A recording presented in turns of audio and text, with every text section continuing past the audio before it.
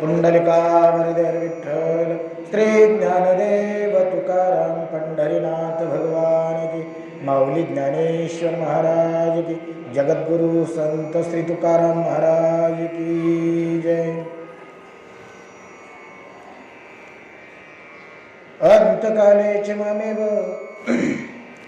स्मरणं मुक्त्या कलेवरं, यः प्रयाति समद्भावं यान्ति नाशन्त्र संशया, यं यं वापि स्मरणं भावं यं त्यजयन्ते कलेवरं, तं तमेवान्ति कौन्तेय सदा तद्भाव भावितः. माऊली महावैष्णव श्रीमंत श्री ज्ञानेश्वर भगवान आणि भगवान गोपाल श्रीकृष्णजींनी धर्मक्षेत्री कुरुक्षेत्रावर अर्जुनाला सांगितलेली श्रीमद भगवद्गीता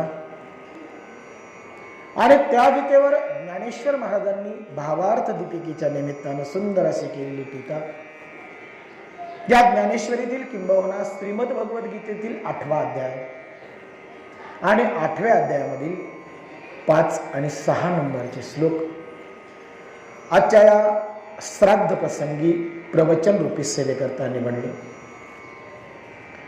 श्लोक अत्यंत महत्वाचे आहे आणि मानवी जीवनातल्या एका अंतिम सत्याचं विवेचन करणार आहेत. माणसाचं जीवन म्हणजे घटनांची गोळाबेरीज आहे, कर्मांची गोळाबेरीज आहे. तुम्ही आणि तुमच्या आमच्या जीवनामध्ये बरंच काही ठरवतो, पण ठरवल्याप्रमाणेच होतं असं मात्र नाही. तुम्ही आम्ही तुमच्या आमच्या जीवनामध्ये अनेक स्वप्न बघतो, अनेक ध्येय ठरवतो, पण सगळीच स्वप्न सगळीच ध्येय पूर्ण होतात असं मात्र नाही. आणि म्हणून मानवी जीवनाला अपूर्णता आहे. कधीही कोणत्याही माणसाचं जीवन पूर्णत्वाला जात नाही. कुठंतरी काहीतरी अपूर्णता, न्यूनता, कमतरता राहते. म्हणून मानवी जीवन हे अनिश्चिततेने भरलेलं आहे, निश्चितता नाहीये. कोणत्याही घटनेच्या बाबतीत निश्चितता नाही. कोणतीही गोष्ट ठरवली ना तर ठरवल्याप्रमाणेच घडेल असं मात्र नसतं, बरं का. आणि हा अनुभव तुम्हाला बऱ्याच जणांना की आपण ठरवतो पण तसंच होतं असं नाही. मग असं का होतं तर अनिश्चितता हा संसाराचा नियम आहे.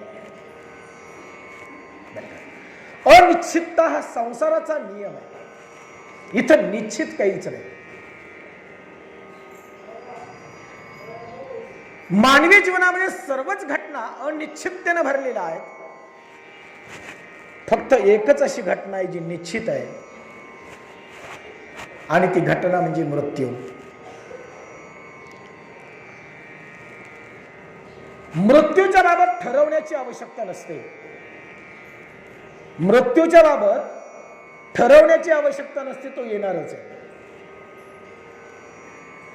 मृत्यूचं नियोजन करण्याची गरज नाही, तो होणारच आहे. एक ना एक दिवस आम्हाला त्या घटनेला सामोरं जावं लागणारच आहे.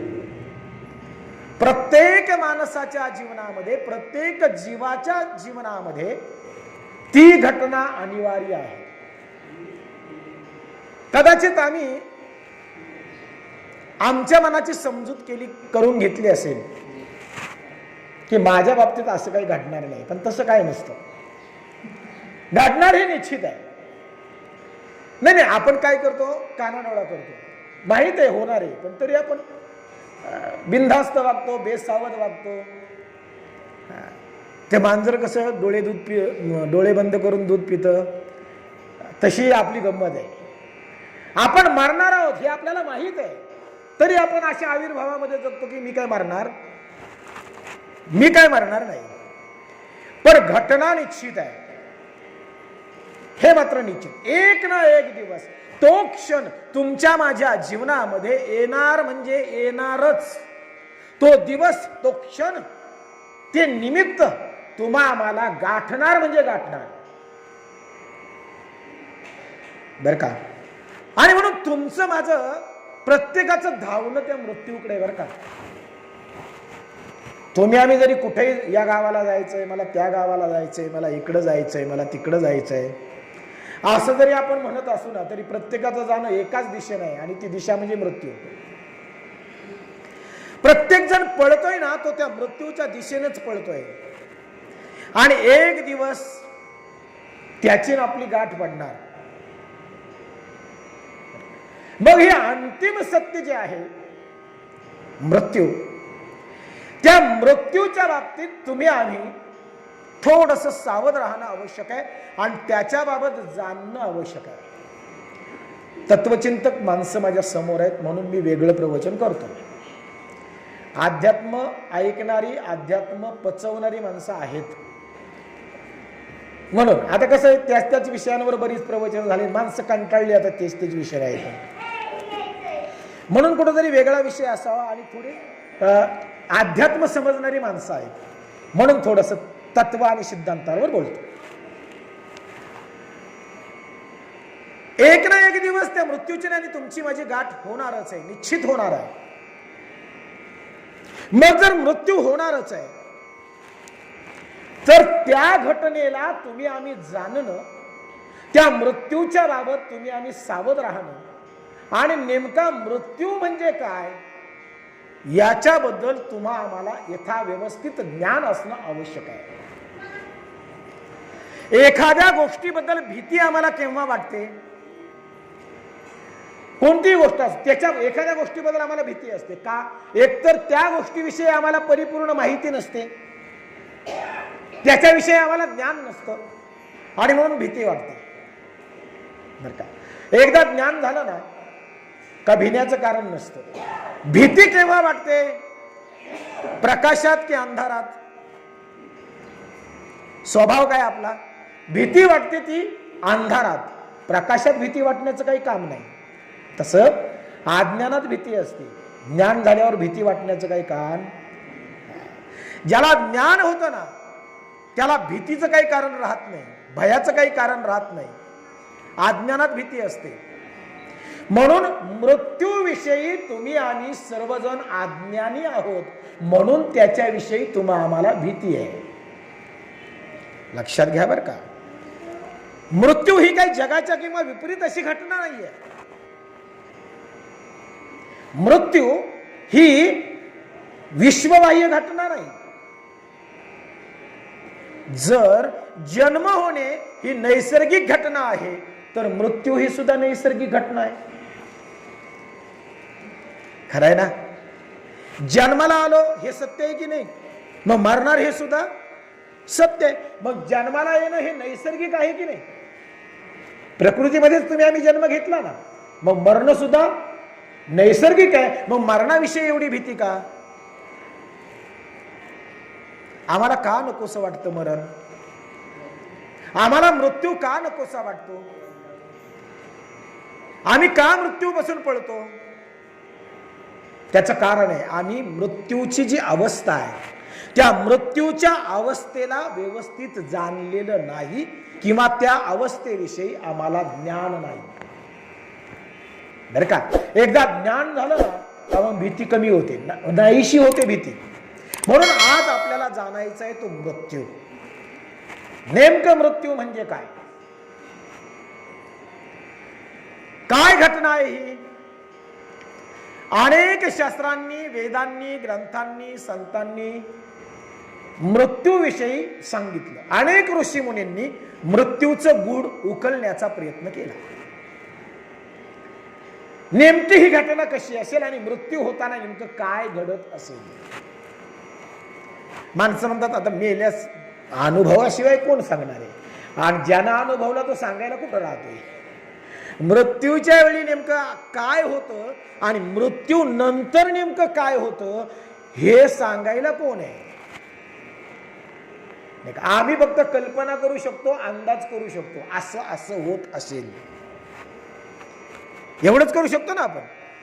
पण ऋषीमुनींनी आपल्या अंतर्ज्ञानानं, ऋषीमुनींनी आपल्या तपश्चर्यानं त्यातली काही गूढ समजून सांगण्याचा प्रयत्न केला. त्यात गीतेमध्ये अगदी सोप्या भाषेमध्ये मृत्यूबाबत सांगावं. भगवान श्रीकृष्ण अर्जुनाला समजवत आहेत. कारण अर्जुनानं जेव्हा धनुष्य खाली टाकलं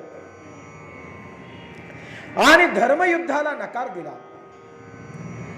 तेव्हा भगवंतांनी अर्जुनाला समजवायला सुरुवात केली की अर्जुना, तू एक क्षत्रिय आहेस, युद्धभूमीवर रणभूमीवर उतरलायस, तेव्हा युद्धापासून पळणं आणि शत्रूला पाठ दाखवणं हे क्षत्रियाचं कर्तव्य नाही. तुला धनुष्य उचलावं लागेल आणि लढावं लागेल. अर्जुन म्हणाला, देवा, लढू तर कुणाशी लढू, मारू तर कुणाला मारू. माझ्या समोर माझे पितामह भीष्माचार्य आहेत, माझ्या समोर माझे गुरुवर्य द्रोणाचार्य आहेत, कृपाचार्य आहेत, माझे चुलत बंधू, मग त्यात दुर्योधन आहे, दुःशासन आहे, माझे सगळे सोयरे आहेत, माझ्या रक्ताची माणसं आहेत. कसं मारायचं त्यांना? आपल्याच माणसांना मारायचं कसं? भगवंत म्हणाले, अर्जुना, तू फार मोठा गैरसमज करून घेतलाय. तुला वाटतं का हे मरतील?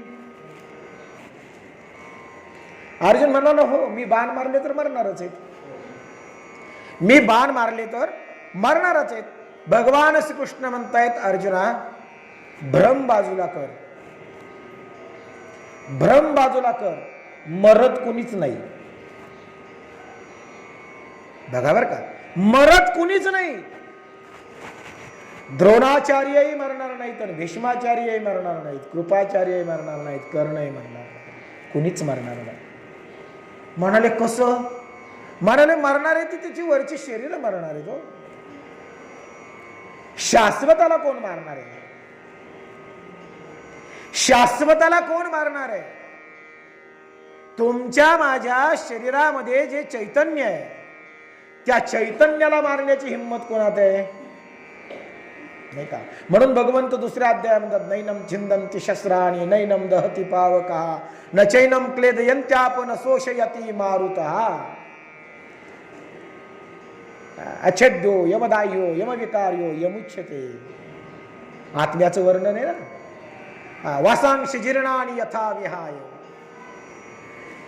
गीतेनं तुम्हाला एक सोपा सिद्धांत सांगितला. मृत्यू म्हणजे काय त्याचा एक सोपा सिद्धांत आहे.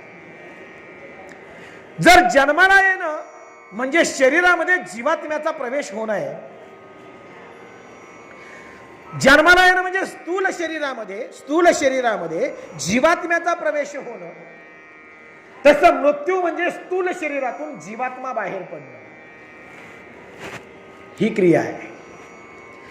आत प्रवेश जन्म, आतून बाहेर जाणं मृत्यू. काय घडलं? काहीच नाही. आत्म्यानं शरीर बदलणं म्हणजे मृत्यू. आता ऐकायला किती सोपं वाटलं ना. आत्म्यानं शरीर बदलणं म्हणजे मृत्यू. आणि एक सांगू का अर्जुना, इथून मागे तुझे आणि माझे कितीतरी वेळा मृत्यू झाला. आता तू अर्जुन आहेस, मी कृष्ण आहे. याच्यानंतर सुद्धा कितीतरी वेळा आपला मृत्यू होऊन आपण पुन्हा जन्माला येऊ.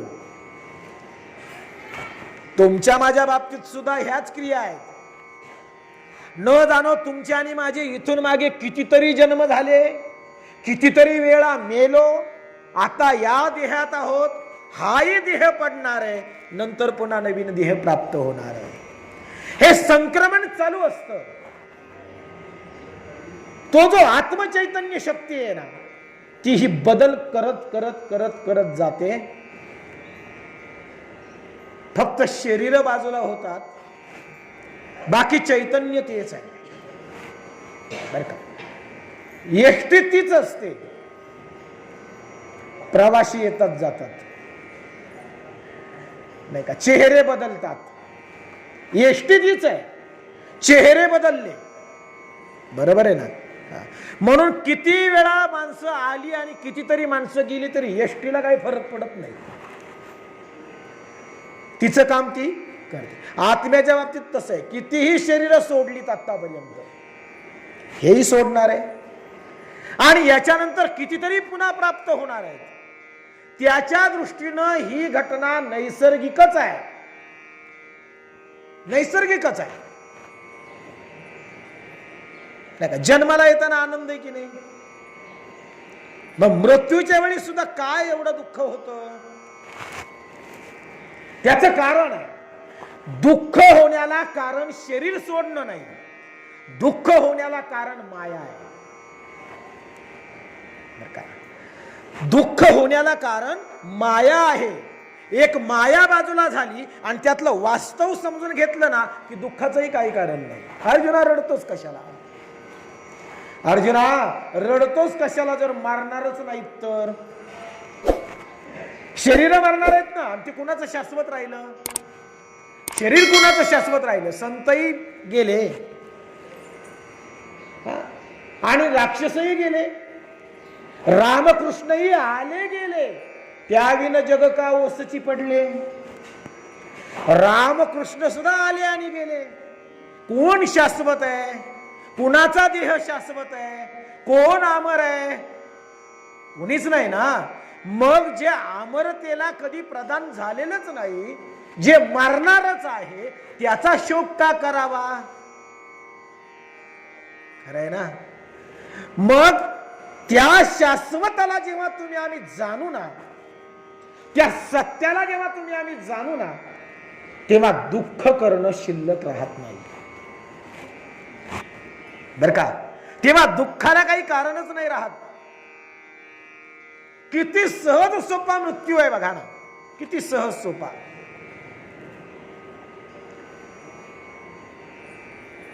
खरं तर शरीराच्या बाबतीत जर विचार केला तर शरीर सुद्धा या संसारामध्ये निर्माण झालं आणि या संसारातच सोडणार आहोत. त्याच्यात शाश्वत असं काहीच नाहीये. ज्या सांसारिकतेमध्ये तुम्ही आम्ही अडकलो, ज्या मायेमध्ये तुम्ही आम्ही अडकलो की जिच्यामुळे तुम्हा आम्हाला रडावं लागलंय, हे रडणं घडलंय ना, तो सगळा मायेचा पसारा आहे. आणि एक सांगू का, मृत्यूला कुणीच घाबरत नाही. तुम्ही सुद्धा घाबरत नाही, मी सुद्धा घाबरत नाही, कुणीच नाही घाबरत. मरणार आहे हे प्रत्येकाला माहिती आहे की नाही, मग आता घाबरायचं काय त्याच्यात? भीती मृत्यूची नाही, भीती कशाची आहे माहिती आहे का? आजपर्यंत जन्माला आल्यापासून मरेपर्यंत आम्ही हे जे काही कमवून ठेवलं, आम्ही जे काही जमवून ठेवलं, ज्या गोष्टींना आम्ही जीवापाड जपलं, त्या गोष्टी मृत्यूमुळे आम्हाला सोडाव्या लागणार आहेत, ही भीती आहे. बाकी मृत्यूची भीती नाही. हे सगळं जे आम्ही जमवलंय ना, हे सगळं जे आम्ही कमवलंय ना, ज्याच्यावर आम्ही जीवापाड आयुष्यभर प्रेम केलंय ना, त्या व्यक्ती त्या वस्तू आम्हाला मृत्यूमुळे सोडाव्या लागणार, ही भीती आहे आम्हाला. मृत्यूची भीती नाही. मृत्यूमुळे ते आम्हाला सोडावं लागते म्हणून मृत्यू आम्हाला नकोसा वाटतो, नको वाटतो तो मृत्यू. का? त्यांच्यामुळे आम्हाला आईला सोडावं लागेल, त्यांच्यामुळे मला बायको सोडावी लागेल, मृत्यूमुळे मला मुलांपासून दूर जावं लागेल, मृत्यूमुळे मी कमावलेली माझी संपत्ती माझ्यापासून दुरावेल, हीच भीती आहे ना आपल्याला. भीती कसली आहे? आणि सोडताना का पश्चाताप आहे, सोडताना का दुःख आहे? अरे म्हणाले एवढं मी आयुष्यभर केलं आणि आता सोडून जायचं, त्याच दुःख आहे. हे दुःख त्याच आहे, मृत्यूचं दुःख नाही. म्हणून एक लक्षात घ्या, मृत्यूच्या आणि ज्या गोष्टीचं तुम्ही आम्ही दुःख करतोय ना, ज्या गोष्टीचं तुम्ही आम्ही दुःख करतोय ना, वास्तविक त्याला अस्तित्वच नाही. जसं मृगजळाच्या पाण्यानं तहान भागत नाही, ते फक्त दिसायला असतं बघा. मृगजळाच्या पाण्यानं जशी तहान भागत नाही, ते फक्त दिसायला असतं, तद्वतच संसार किंवा तुमच्या आमच्या अवतीभोवती जे दिसतंय ना, ते अस्तित्वहीन आहे. सिद्धांत समजून घ्या बर का, ते अस्तित्वहीन आहे. गीता सांगते ना सतो विद्यते भावो ना भावो विद्यते सत. सिद्धांत गीतेचा आहे. काय? ना भावो विद्यते सत ना असतो विद्यते भाव. म्हणजे काय?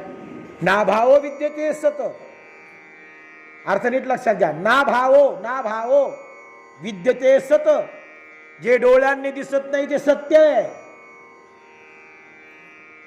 ना असतो विद्यते भावो, ना असतो जे नाहीये, विद्यते भावो ते आहे, आणि जे आहे ते नाहीये. म्हणजे पहा बरं का आता कसा सिद्धांत आहे. तुम्हा आम्हाला जे वाटतं ना आहे ते नाहीये, आणि तुम्हा आम्हाला वाटतं ना जे नाहीये तेच आहे. म्हणजे कसं? तुम्हा आम्हाला वाटतं घर आहे, पैसा आहे, जमीन आहे, डोंगर आहे, दर्या आहेत, घर आहे, रस्ते आहेत, गाव आहेत, जिल्हे आहेत, तालुके आहेत, पण ते नाहीये. आणि तुम्हा आम्हाला वाटतं ना देव नाही, पण तो आहे. जे डोळ्यांनी दिसतं त्याला अस्तित्व नाही, आणि जे डोळ्यांनी दिसत नाही तेच सत्य आहे. हा गीतेचा सिद्धांत आहे बरं का. जे डोळ्यांनी दिसतं त्याला अस्तित्वच नाही, आणि जे डोळ्यांनी दिसत नाही तेच सत्य आहे. आणि ते सत्य आम्हाला कळलं ना की रडायची गरज नाही, मग पश्चातापाची गरज पडत नाही. पण ते सत्य आम्ही जाणलं पाहिजे. म्हणजे दिसतं ते सत्य आहे का? ती म्हणाल हो, दिसतं ते सत्य आहे. या जगताच्या बाबतीत साधू संतांनी, ऋषीमुनींनी सिद्धांत मांडला काय?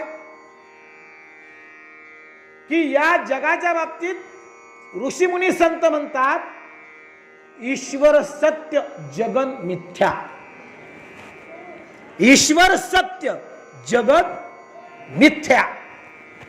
हे जगत मिथ्या म्हणजे काय माहिती का? खोट जग खोट आहे.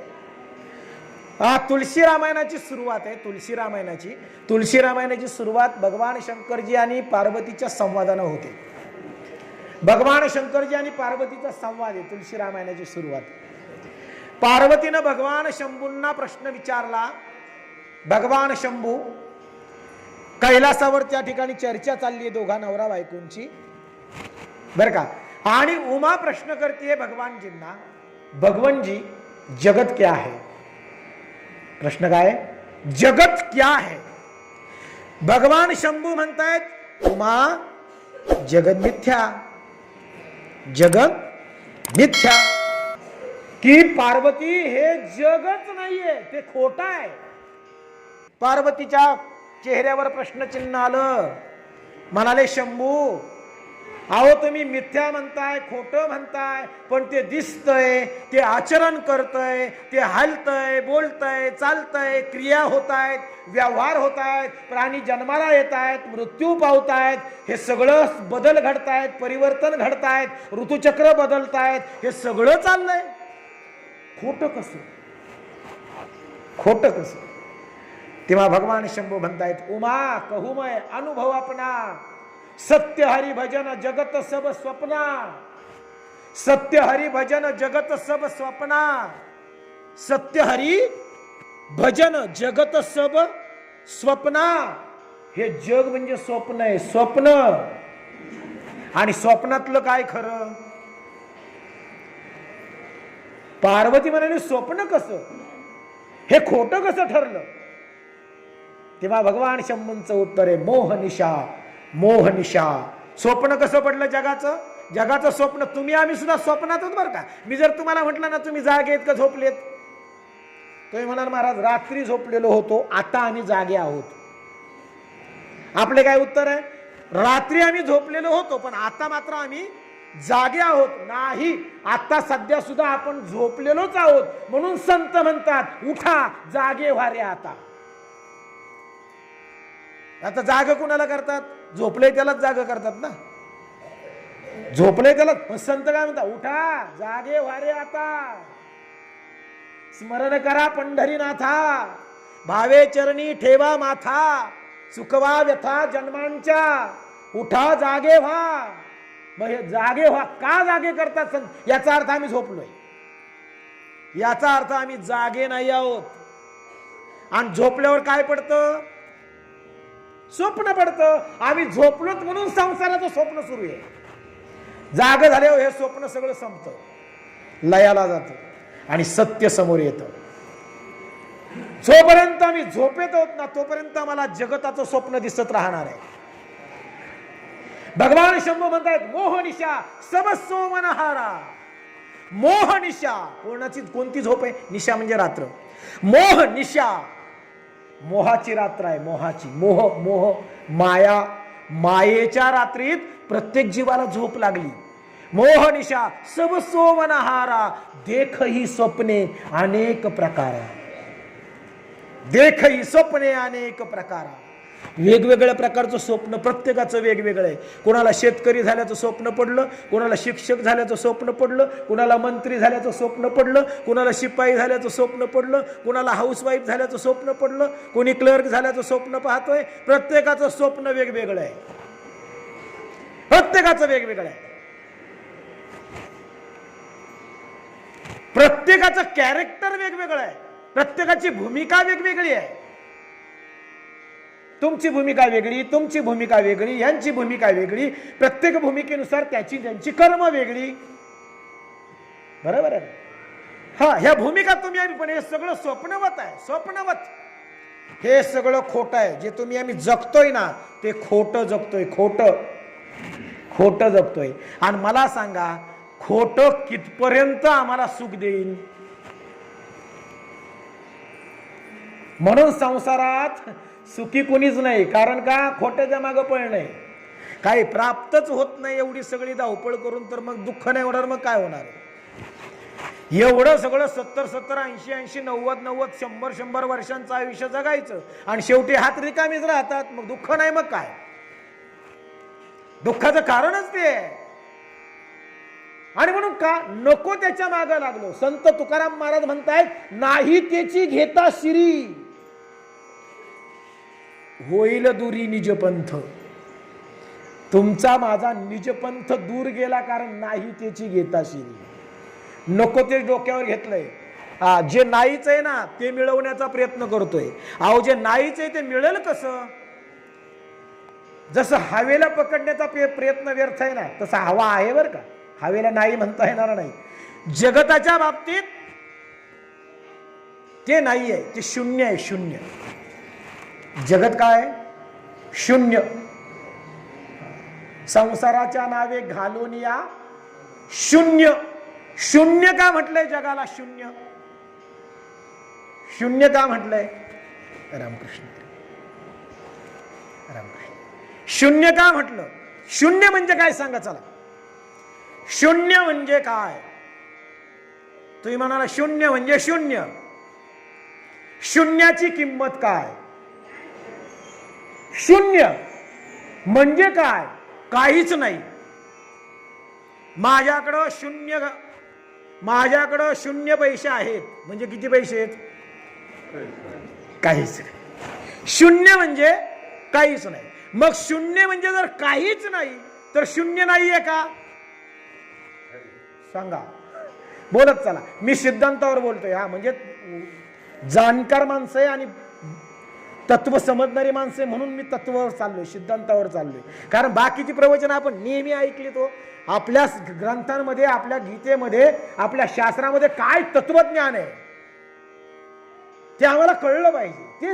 तेच किती वेळा ऐकावं. चला. शून्य म्हणजे काय? काहीच नाही. मग काहीच नाही म्हणजे शून्य नाहीये का? शून्य आहे. आहे तर त्याची किंमत काय? नाही. एकट्या शून्याची. एकट्या शून्याची काहीच नाही. एकट्या शून्याची किंमत काहीच नाही. काहीच नाही म्हणजे काहीच नाही ही संकल्पना दाखवण्यासाठी आपण शून्य म्हणतो. मग लहान मुलाला जरी विचारलं ना शून्य कसा रे, मग तो पाठीवर काढतो असा गोल है ना. शून्य. लहान मुलाला विचारलं दाखव रे इथं शून्य कसं आहे, कुठे दाखव, लगेच तो पटकन शून्यावर बोट ठेवतो. मग शून्य म्हणजे काय? काहीच नाही. कसा दिसतो शून्य? गोल आहे. आहे का शून्य? आहे. किंमत काय? काहीच नाही. संसाराचंही तसंच आहे. संसार आहे का? आहे. किंमत काय? म्हणून संसाराच्या नावे घालून या शून्य. मुद्दा कळला? दिसतोय खरा पण किंमत शून्य, म्हणजे काहीच नाही. आणि जे शून्य आहे तिथं प्राप्त काय होईल? जिथं काहीच नाही तिथं काय घेणार? काहीच नाही घेऊ शकत. आणि म्हणून शून्याच्या बाबतीत ही संकल्पना मांडली की तो काहीच नाही. शून्य खोटाही म्हणता येत नाही, खराही म्हणता येत नाही. बघा ना, मी खोटं म्हणावं तर दिसतोय की नाही? आहे, त्याला आकृती आहे, हा दिसतोय. आणि खरं म्हणावं तर किंमत काहीच नाही. संसार दिसतो की नाही? दिसतो. खरा म्हणावं तर प्राप्त काहीच नाही. खोटं आहे खोटं. कसं सांगू का? अजून तुम्हाला सोपं उदाहरण देतो. सोपं, याच्यापेक्षा सोपं उदाहरण. आता ते हजाराच्या नोटा बंद झाल्या बरं का. हजाराच्या नोटा बंद झाल्या. ते खेड्यामध्ये राहणारा एक गरीब माणूस बिचारा, त्याच्यापर्यंत काही बातम्या पोहोचल्या नाही तोपर्यंत बरं का. आणि बातम्या न पोहोचल्यामुळे त्यानं ते पाकिटामध्ये त्याच्या त्या बटव्यामध्ये 1000ची नोट जपून ठेवली. अगदी कोपऱ्यामध्ये अशी जपून ठेवली बटव्यात त्याच्या. त्याला माहीतच नाही बंद झाल्यात. घरातला किराणा संपला आणि त्याच्या मंडळीनं, त्याच्या बायकोनं सांगितलं, अहो म्हणाले किराणा संपलाय, ही यादी घ्या आणि घेऊन या. तो म्हणाला, अगं पैसे म्हणे असतील ना तुमच्याकडं. म्हणून त्यानं बटवा झटकलं तर ती 1000ची नोट पडली. 1000ची नोट पडल्यानंतर त्यानं म्हणले, चला काय हरकत नाही, 1000 रुपये आहेत, मी घेऊन येतो. दुकानामध्ये गेले. दुकानदार दादांकडे किराण्याची यादी दिली. म्हणाले, दादा द्या बरं एवढा बाजार. त्यांनी तो बाजार वगैरे दिला. 950 रुपये झाले. 950 रुपये झाल्यानंतर म्हणाले, द्या पैसे. यांनी ती 1000ची नोट त्या दुकानदार दादांच्या हातामध्ये दिली. म्हणाले, घ्या, यातले 950 काढून घ्या, 50 रुपये माझे मला परत द्या. त्या दुकानदारानं उलटी पालटी करून पाहिले. म्हणले, हे तिकडे म्हणले, ही नोट नाही चालत म्हणले. अहो कशी काही चालत नाही? नाही म्हणले, ही खोटी नोट आहे. अहो खोटी कशी काय? त्याच्यावर किती लिहिलंय? 1000. 1000 लिहिलंय की नाही? हाताला लागते की नाही? जाणवते की नाही? कितीची नोट आहे ती? 1000ची. अहो मग 1000ची नोट आहे, घ्या ना, 950 घ्या, 50 मला परत. अहो म्हणले, नाही हो, ही खोटी, चालत नाही.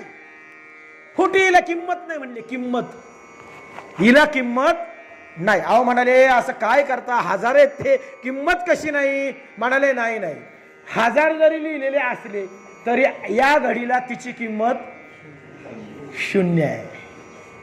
मग नोट दिसत नव्हती का? दिसत होती. हाताला जाणवत नव्हती का? जाणवत होती. तिच्यावर आकडा काय लिहिला होता? 1000. म्हणजे कितीची नोट होती? 1000ची होती. पण किंमत काय होती? शून्य. तसं संसार दिसत नाही का? दिसतो. जाणवत नाही का?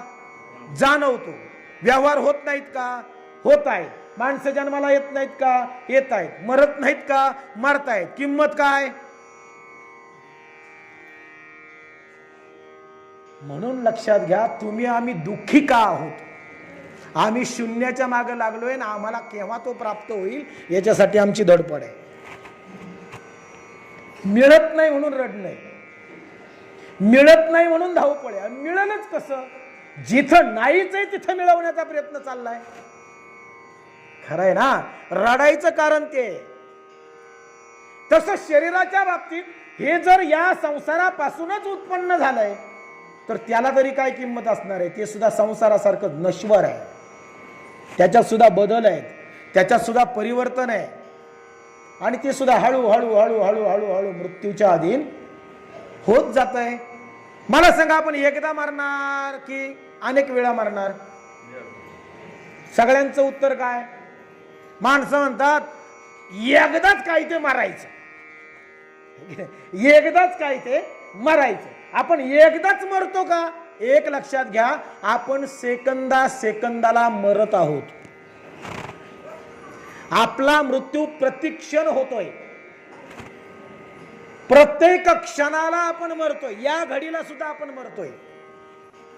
या घडीला सुद्धा क्षर आपल्या शरीराचं क्षरण क्षणाक्षणाला होत झीज होत चाललीये. एक दिवस ते संपूर्ण झिजणार आहे, पडणार आहे. प्रत्येक क्षणाला आपण मृत्यू. म्हणून या ज्या जगतामध्ये तुम्ही आम्ही जन्माला आलो त्याला मृत्यू सागर म्हणतात, त्याला मृत्यू लोक म्हणतात. कारण इथं प्रत्येक वस्तू आणि प्रत्येक व्यक्ती प्रत्येक क्षणाला मरत असते. या जगताचं वैशिष्ट्यच मृत्यू आहे. आणि आम्ही मृत्यू लोकात जन्माला आलोय म्हणून आम्ही प्रत्येक वेळेला मरतोय. फक्त एकदाच मरत नाही, प्रत्येक क्षणाला मरतोय. बदल घडतोय की नाही बा. लहान मूल त्याच्यापेक्षा चेहरा बदलला, प्रौढावस्थेत झाला चेहरा बदलला, म्हातारपणात सुद्धा चेहरा बदल घडत जातात की नाही. जे बाल अवस्थेमध्ये जो चेहरा होता तो म्हातारपणात असतो का. बदल घडला. शरीर तेच आहे पण बदल घडले. दिसण्यात बदल घडला, आकारात बदल घडला. बदल हा संसाराचा नियम आहे. परिवर्तन हा संसाराचा नियम आहे. बदल हा नेहमी घडतो, सतत घडतो, अविरत घडतो, क्षणाक्षणाला बदलतच राहतो. बघा बर का. हा स्थिर नाहीये जगत.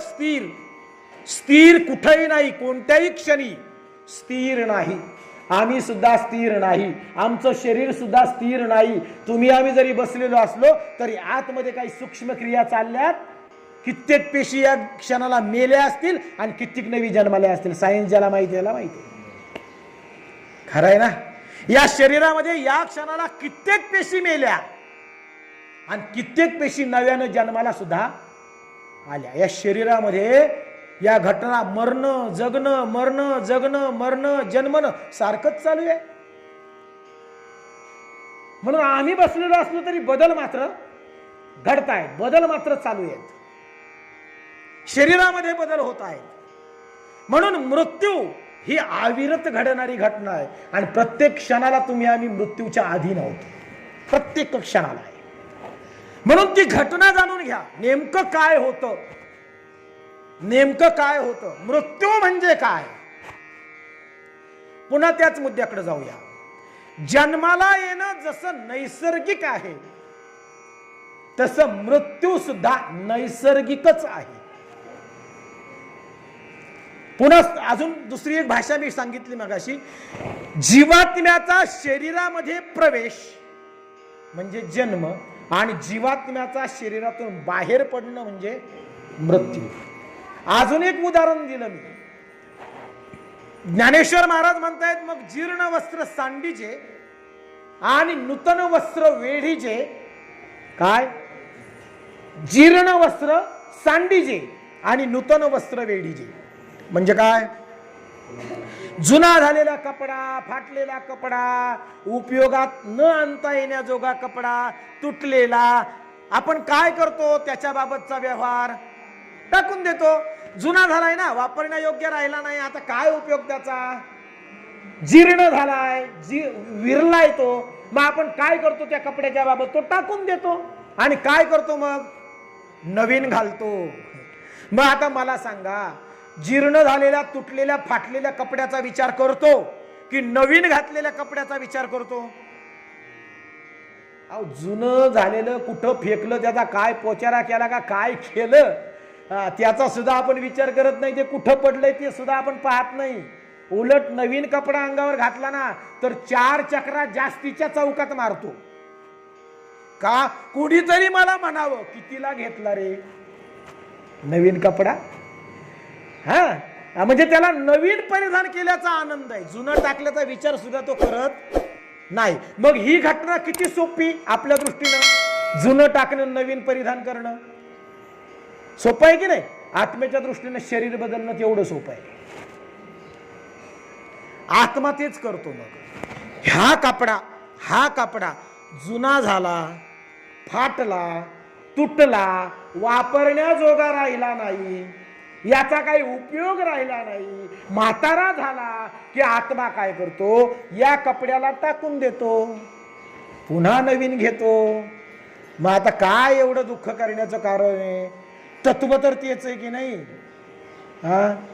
तत्व तर तेच आहे ना. तत्व तर संपलं नाही, तत्व तर तेच राहिलं. म्हणून अर्जुनाला भगवंत म्हणतात, अर्जुना मरत कोणीच नाही, पडतात ती शरीर. असे देवादिकांचे देखील पडले. संतांची शरीरं पडली, तुम्ही आम्ही सर्वसामान्य आहोत, आम्हाला त्याच मार्गाने जायचं आहे बरं का. आणि म्हणून शरीराचा भ्रम जेव्हा संपतो ना, सांसारिक भ्रम जेव्हा मिटतो ना, तेव्हा सत्य समोर येतं. आणि सत्य समोर आलं की भीती नाहीशी होते. कोण मरतय? कुणीच मरत नाही, कुणीच मरत नाही. आमचा मृत्यू का झाला माहितीये का? आमचा मृत्यू त्याच्यामुळे झाला कारण आम्ही संसाराशी आसक्त झालो. संसार मार्ग म्हणून आम्हाला मरावं लागलं. संसार मरतो म्हणून आम्ही मरतो. जे मरतय त्याला आपण आपलं मानलं आणि जे शाश्वत आहे त्याला दूर ढकललं बर का. जे सत्य आहे, जे शाश्वत आहे त्याला आम्ही लांब केलं आणि जे मरणार आहे ते जवळ केलं. मरणार जवळ केल्यामुळे ते एक दिवस मरणारच आहे आणि ते मेल्यामुळे दुःख आहे. तुमच्या माझ्या दुःखाचं कारणच ते आहे. आम्ही शाश्वत दूर ढकललं आणि नाशिवंताला जवळ केलं हे ना. एक साधू महाराज, उदाहरण देतो तुम्हाला. एक साधू महाराज गावाच्या वेशीतून आतमध्ये आले. एक वेस होती गावाला अशी. त्या गावाच्या वेशीतून आतमध्ये आले. ते त्यांच्या मस्तीमध्ये चाललेत. मुखाने नामस्मरण चाललंय नाही का, उन्मनी दृष्टी आहे. शांत चित्तानं ते पावलं टाकत टाकत गावाच्या वेशीतून आतमध्ये आले. आल्यानंतर नवीन अनोळखी व्यक्ती जर गावात आला तर गावातले कुत्रे थोडे गोंधळच घालतात नाही का. अनोळखी माणूस आला ना गावामध्ये, मग त्यांनी गलका करायला सुरुवात केली कुत्र्यांनी. या गल्लीतून एक आलं, त्या गल्लीतून एक, इकडून एक, इकडून एक, आणि त्या साधू महाराजांच्या अंगावर भुंकायला लागले. चौकामध्ये 4-2 माणसं बसली होती. त्यांनी हे बघितलं की कोणतरी साधू येतोय आणि त्या साधूच्या अंगावर कुत्रे भुंकतायत. बघितलं त्यांनी. पण चला म्हणायला आलाय साधू. त्यांनी काय एवढं फारसं लक्ष दिलं नाही. कुत्र्यांचा गलका जरा जास्तच वाढला. आता कुत्र्यांचे स्वभाव सुद्धा वेगवेगळे आहेत. काही फक्त भुंकतात, काही भुंकत नाही, काही भुंकून चावतात, काही फक्तच चावतात, काही फक्त धावतात नाही का. एक कुत्रा असा होता, तो लांबून बघत होता, तो भुंकत नव्हता, काय नव्हता. पण जसा का साधू त्यांच्या जवळ आला त्या कुत्र्याच्या, त्यानं पटकन साधूची पोटरी पकडली त्या कुत्र्यानं आणि मांसाचा लचकाच तोडून घेतला. पोटरीचा चांगला भाला मोठा चावा घेतला. भळभळ भळभळ भळ रक्त व्हायला लागलं. आता ही घटना त्या चौकातली ती 4-2 माणसं बघतायत की त्या साधू महाराजांना काय चावलाय, कुत्रा चावलाय आणि पायातून रक्त वाहतय. पण साधू महाराजांनी त्या कुत्र्याला हाडही म्हटलं नाही किंवा साधू महाराज पळाले सुद्धा नाही किंवा त्यांच्या चालीत कुठला बदल झाला नाही किंवा त्यांनी त्या कुत्र्याला पाहिलं सुद्धा नाही. ते त्यांच्या याच्यात नामस्मरणात चालत राहिले. ते 4-2 जण म्हणे काय म्हणाले, साधू धीट आहे तो, हो एवढा कुत्रा चावलाय पोटरीला आणि एवढं रक्त वाहतंय तरी ते साधू महाराज त्या कुत्र्याला काहीच म्हणत नाही.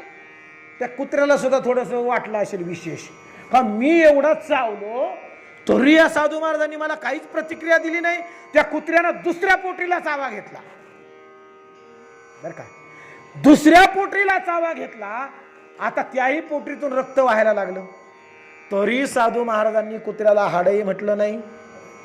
साधू महाराज पळालेही नाही, चालीतही बदल झाला नाही आणि त्यांनी कुत्र्याकडे बघितलं सुद्धा नाही. आता मात्र ती माणसं होती ना चौकातली, ती त्या साधू महाराजांना म्हणाली, ओ महाराज अहो कळतंय की नाही, समजतंय की नाही, तुम्हाला वेदना आहेत की नाही, अहो तो कुत्रा चावतोय बघा किती रक्त निघाले तुमच्या पायाचं, जरा हाड तरी म्हणा त्या कुत्र्याला, तुम्ही हातातली काठी येते उगारा तरी त्याच्यावर, चावतोय तो कुत्रा तुम्हाला.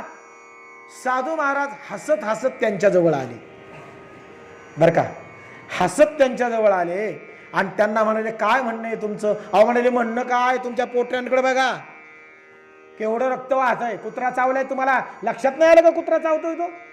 साधू महाराज म्हणाले एक सांगू, कुत्र्याची काय ताकद आहे मला चावायची, ऐका बरं का वाक्य, त्याची काय पिशाद आहे मला चावायची. अरे मला काळ चावू शकत नाही तर कुत्रा काय चावणार आहे. मुद्दा कळलाय का. मला काळ चावू शकत नाही, काळ तर कुत्र्याची काय पिशाद आहे मला चावायची. चावतोय तो या शरीराला चावतोय, कुत्र्याची ताकद नाही मला चावण्याची म्हणाले. याला म्हणतात शरीराचा भ्रम बाजूला होणे. आणि याला आमच्या तुकाराम महाराजांनी म्हणावं देही उदास. देहाच्या ठिकाणी उदासीनता. म्हणजे त्या साधूंना वास्तवता कळली, सत्य त्यांच्या लक्षात आलं की चावतंय तर शरीराला चावतंय, याचं काय घेऊन बसलात.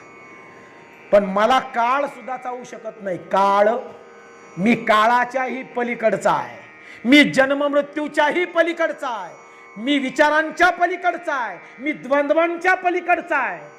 माझं ते तत्व आहे, माझं ते स्वरूप आहे. हे शरीर माझं स्वरूप नाही, हे शरीर म्हणजे मी नाही. हे तत्व त्या साधूंना उमगलं बर का.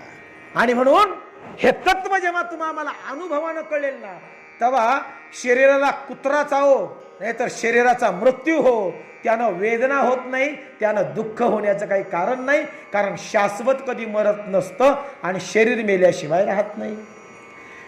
म्हणून तुम्ही आम्ही गेलेल्या व्यक्तीच्या शरीराबद्दल रडतो फक्त, व्यक्ती कुठंच जात नाही. विचार कधी मरत नसतात, तत्व कधी मरत नसतात, सिद्धांत कधी मरत नसतात, शब्द कधी मरत नसतात. हे लक्षात ठेवा. ते अक्षर आहेत, अक्षर, त्यांना क्षर नाहीये. मरत ते शरीर मरतं. म्हणून यातलं तत्व जे आहे ना, तत्व, शाश्वत तत्व, त्या शाश्वत तत्वाला मृत्यू कधीही येत नाही, कधीच येत नाही. मग ते तत्व आहे का म्हणाले, हो आहे. दिसत कसं नाही, मग दिसत नाही तर ते कसं काय आहे हा प्रश्न आहे. दिसत नाही म्हणजे म्हणून मी गीतेचा मागाचे सिद्धांत सांगितला, ना सतो विद्यते भाव ना भाव विद्यते सत. जे आम्हाला डोळ्यांनी दिसतं त्याला अस्तित्व नाही, आणि जे डोळ्यांनी दिसत नाही ते सत्य आहे. आम्हाला देव डोळ्यांनी दिसत नाही पण तो सत्य आहे. म्हणून मेल्यावर आमच्या लक्षात येतं. मग उचलताना आम्ही म्हणतो राम नाम, राम नाम सत्य है. हे केव्हा कळलं? खांद्यावर आल्यावर. एक सांगू का तुम्हाला वाक्य, जिवंत असतानाच राम नाम सत्य हे जर कळलं ना, तर मेल्यानंतर राम नाम सत्य हे म्हणण्याची सुद्धा गरज नाही. जिवंत असतानाच रामनामाची सत्यता कळली पाहिजे. ईश्वर सत्य है हे आम्हाला जिवंत असतानाच कळलं पाहिजे. आम्ही उलट करतो, आम्ही देवाला खोटं मानतो आणि जे खोटं आहे ते खरं मानून जीवन जगत राहतो. आणि मग आमच्या मराठीमध्ये म्हण आहे, खोट्याच्या कपाळी असं आहे. अवघड आहे. खोट्याला काय प्राप्त होणार आहे? खोट्यांकडून काय प्राप्त होणार आहे? काहीच नाही ना. 1000ची नोट खोटी आहे, त्याचं 2 चॉकलेट सुद्धा येत नाही. ते दुकानदार म्हणतात, रे इफेक्ट रुपया घेऊन ये बाबा, 2 चॉकलेट देईल तुला, पण 1000ची नोट देऊ नको का? काही यातलं खोटं, ते खोटं, खोट्यातून काहीच प्राप्ती नाही. तसं संसार खोटा आहे, त्यातून प्राप्त काहीच नाही. म्हणून जेव्हा मृत्यू तुमच्या माझ्या समोर येईल ना, मृत्यू म्हणजे काय हे आम्ही जाणलं पाहिजे, ते ओळखलं पाहिजे. मृत्यू होताना नेमकं काय होतं हे आम्हाला कळलं पाहिजे. काय होतं मृत्यूच्या वेळी? एक सांगू का, जेव्हा मृत्यू येतो ना, जवळ मृत्यू, तेव्हा सगळ्यात पहिल्यांदा माणसाची किंवा जीवाची बुद्धी जाते बर का. काय घडतं नेमकं मृत्यूच्या वेळी? जेव्हा एखाद्या जीवाचा किंवा मानवाचा मृत्यू होणार असतो ना, तर ती मृत्यू होण्याच्या आधी किमान 5 मिनिटं म्हणा, काहींची 2 मिनिटं म्हणा, आधी बुद्धी जाते. बुद्धी संपते. म्हणजे आपल्या बाबतीत काय घडतंय हेच त्या मरणासन्न व्यक्तीला कळत, त्याला काहीच कळत नसतं. काय घडतंय काय होतंय नाही कळत त्याला. तो फक्त बघतो कोण आलंय, कोण गेलंय, कोण काय बोलतंय, हे त्याला काही कळत नसतं मरणासन्न व्यक्तीला. कारण त्याला बुद्धी शिल्लक नसते. एवढंच काय, त्याला त्याच्या बाबतीत काय घडतंय हेच कळत नाही, बुद्धी नसते. म्हणून मृत्यूच्या वेळी पहिल्यांदा जाते ती बुद्धी. म्हणून आपल्याकडे म्हणतात विनाशकाले विपरीत बुद्धी सुचली की समजायचं विनाश जवळ आला, विनाश जवळ आला. आणि म्हणून पहिल्यांदा जाते ती बुद्धी आणि त्याच्यानंतर त्याच्या वेदनांची जाणीव संपते. म्हणजे जे काही घडतंय त्याच्यामुळे ज्या वेदना होणार आहेत ना, त्या वेदना कशा आहेत हेच त्याला कळत नाही. दोन गोष्टी मृत्यूच्या वेळी महत्वाच्या घडतात, एक बुद्धी जाते आणि एक वेदनांची जाणीव संपते. आणि ही फार मोठी कृपा आहे भगवंताची तुमच्या माझ्यावर, फार मोठी कृपा. कारण मृत्यूच्या वेळी जर आमची वेदनांची जाणीव शिल्लक राहिली तर मृत्यूच्या वेदना तुम्ही आम्ही सहन करू शकत नाहीत. एक विंचू चावला तर जितक्या वेदना होतात, एका विंचवानं पहिलवान सुद्धा गडबड्या लोळतो. अशा वेदना असतात विंचू चावल्याच्या. हजारो विंचू चावल्याच्या वेदना मृत्यूच्या वेळी होत असतात, त्या तुम्ही आम्ही सहन करू शकत नाही. म्हणून भगवंत पहिल्यांदा त्याच्या बाबतीत काय घडणार आहे हे विचार करण्याची शक्तीच काढून घेतो, बुद्धी काढून घेतो आणि जाणीव काढून घेतो, संपवितो. आणि मग आपण मृत्यूच्या अधीन होतो. हे लक्षात घ्या. अजाणतेपणानं अधीन होतो मृत्यूच्या, अजाणतेपणानं नकळत नकळत. कसं आपण मृत्यूच्या अधीन झालो हे आपल्याला कळत सुद्धा नाही. सहज जातो, सहज. तो तडफडत असतो खरा, हातपाय झाडत असतो खरा, विवळत असतो खरा, पण तो विवळतोय, तो हातपाय झाडतोय याची सुद्धा त्याला जाणीव नसते. कारण आत्मा बाहेर पडताना तो काय असा सहजासहजी बाहेर पडत नाही. या शरीरातून जेव्हा जीवात्मा बाहेर पडतो ना, तो असा सहज बाहेर नाही पडत. असा सहज बाहेर पडायला सुद्धा पुण्याही लागते. काही झोपेत जातात,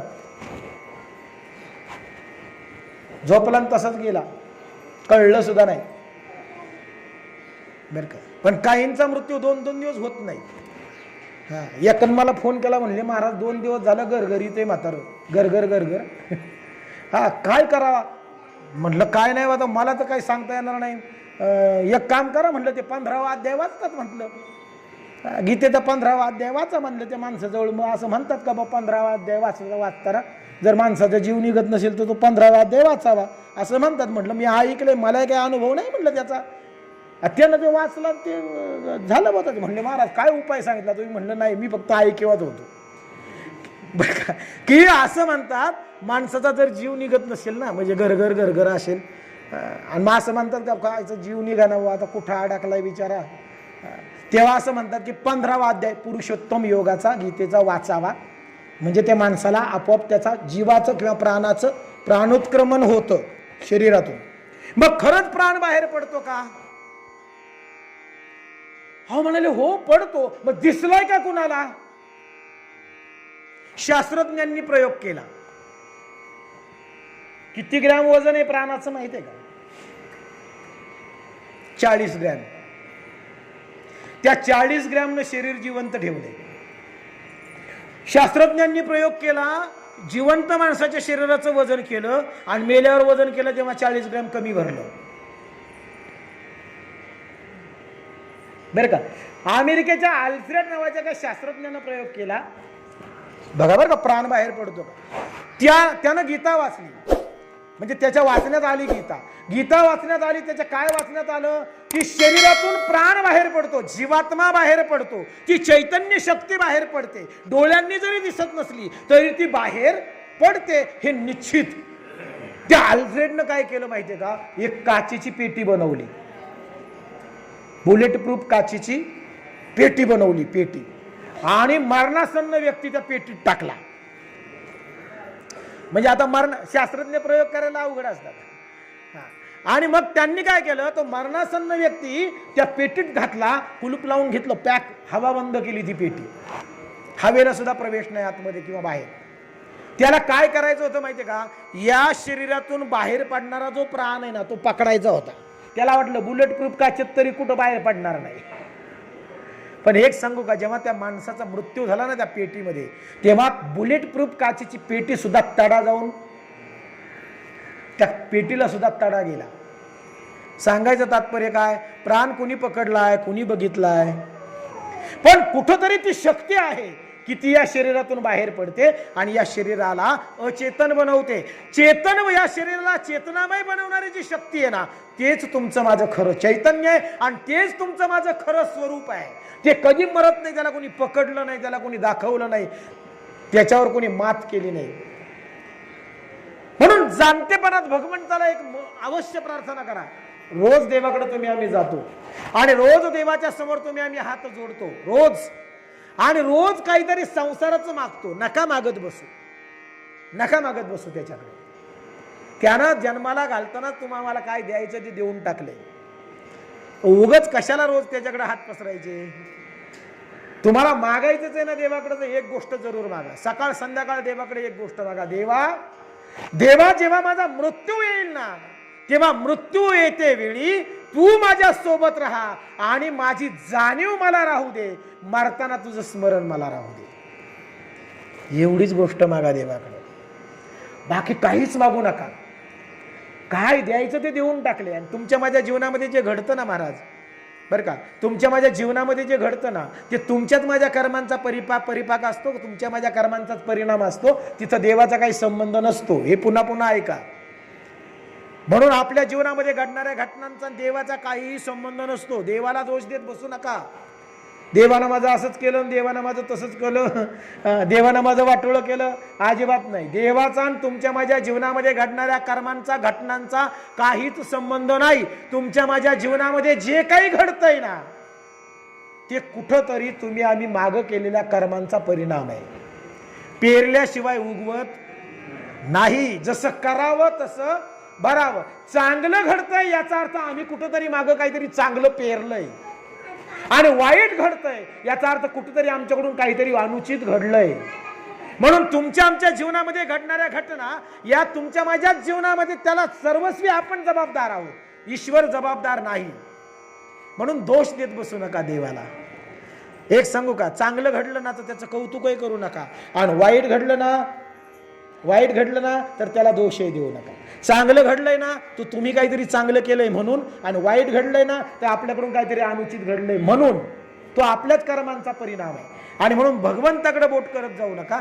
भगवंताकडे गेलात ना तर एकच गोष्ट मागा, भगवंता जेव्हा माझा मृत्यू होईल ना त्यावेळी तू माझ्या सोबत राहा. बाकी जगातलं कुणीच माझ्या बरोबर नसलं तरी चालेल, कुणीही माझी सोबत नाही केली तरी चालेल, पण मृत्यूच्या वेळी देवा तू माझ्या सोबत राहा आणि माझ्या मुखामध्ये माझ्या बुद्धीमध्ये तुझं स्मरण राहू दे. बस जीवनाचं सार्थक झालं म्हणून समजा. जीवनाचं सार्थक झालं, बाकी सार्थक कशात नाहीये.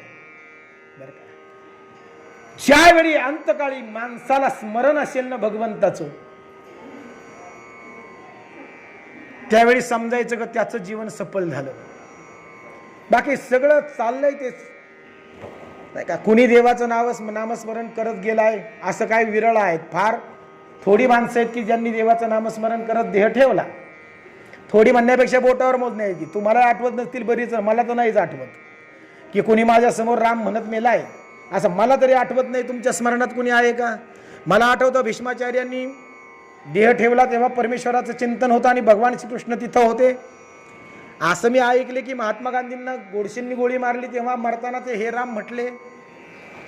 हे ऐकले बरं का मी इतिहासात, म्हणजे गांधीजींबद्दल. हा, त्यांच्या राजघाटला जी समाधी तिथं सुद्धा हे राम शब्द लिहिलेत त्यांच्या समाधीवर. म्हणजे त्यांच्या शेवटचे शब्द कोणते होते? हे राम. अशी काही मोजकी माणसं मी ऐकलीत की त्यांच्या मुखामध्ये देवाचं नाव होतं, बाकी माझ्या तर स्मरणात नाही कोणी. म्हणजे देवाचं नाव अंतकाळी मुखामध्ये येणं म्हणजेच मोक्ष मिळाल्याची खरी पावती आहे. आणि ही एवढी सोपी गोष्ट नाहीये. त्याला अभ्यास असावा लागतो, चिरंतन सराव असावा लागतो, जीवनामध्ये नामस्मरण नित्य असावं लागतं. त्याच्याशिवाय या बाबी घडत नसतात. 11ला संपवायचंय ना? 11ला? हा, 5-10 मिनिटं आहेत माझे.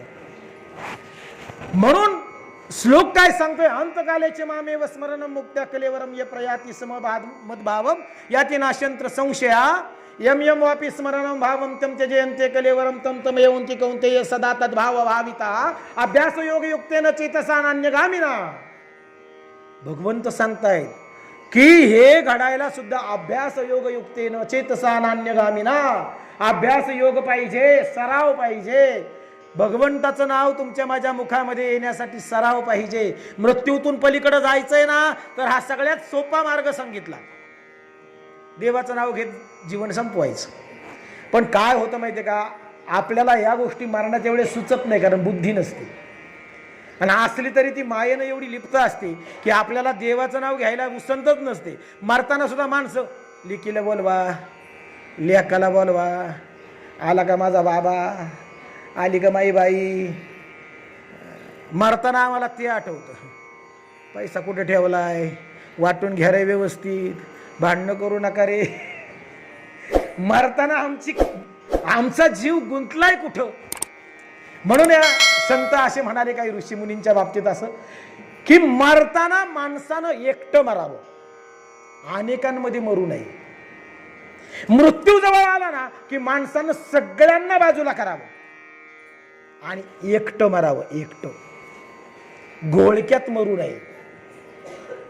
कारण घोळक्यात मेलं ना तर न जाणो पुन्हा कोणाच्या गर्भामध्ये उलट लटकावं लागेल. म्हणून एकटं मरायला सांगितलंय. मरणाचा अनुभव घेताना एकट्यानं मरावं. अहो जन्माला येताना घोळक्यातच नाही का, मग मरताना तरी एकटं मरा. तुम्हाला हत्ती माहिती आहे ना, हत्ती मी नेहमी उदाहरण देतो. हत्ती ना, हत्ती कळपानं राहणारा प्राणी. कळपानं आयुष्यभर कळपात राहतो, आयुष्यभर संपवतो, आयुष्यभर कळपात राहतो हत्ती. 100 हत्तींचे कळप असतात. पण हत्तीचा मृत्यू जवळ आला ना तर हत्तीचं वैशिष्ट्य आहे बरं का, हत्ती कळपात कधीच मरत नाही. हत्ती हा एकांतात जातो, मृत्यू जवळ आल्यावर एकांतात जातो आणि एकटा मरतो. हत्ती मृत्यूच्या अधीन कळपात कधीच होत नाही. आयुष्यभर कळपात राहिला, पण मारताना मात्र कळप सोडून दिला आणि एकटा मेला. कदाचित त्याला कळलं असेल अनेकांमध्ये मरू तर न जाणू परत कुणाच्या गर्भात, एकटं मरू तर एक्क्याला भेटू. म्हणून मारताना लवाजमा गोळा करत बसू नका. याला बोलवा, त्याला बोलवा, त्याला बोलवा. आयुष्यभर तेच करत आलो. आता मारताना तरी कुठंतरी आमची इच्छा असावी की भगवंता आता तू माझ्या सोबत राहा. आयुष्यभर तुझं नामस्मरण केलं नाही, आता किमान मरताना तरी तुझं नाव माझ्या मुखामध्ये येऊ दे. ही कृपा भगवंताची तुमच्या माझ्यावर व्हावी, याच्यासाठी कुठलीच प्रार्थना करू नका. फक्त हीच प्रार्थना करा. सकाळी उठल्यावर सुद्धा आणि रात्री झोपताना सुद्धा हीच प्रार्थना करा. परमेश्वरा मृत्यूच्या वेळी माझ्या सोबत राहा, तुझं नामस्मरण माझ्या मुखामध्ये राहू दे. आणि ते एकदा घडलं ना महाराज की मग बस जीवनाचं सार्थक झालं. आणि म्हणून शाश्वताला जाणं, सत्य जाणं. जे अशाश्वत आहे, जे नाशिवंत आहे, ते पडणारच आहे, ते जाणारच आहे, त्याच्याबद्दल शोक करत बसू नका. जे आपलं नाहीच आहे ते आपल्या सोबत राहीलच कसं, नाही का. आणि म्हणून त्याच्याबद्दल शोक करायचा नाही, ते कधीतरी जाणारच होतं. जे आपलं आहे त्याच्या सोबत राहा.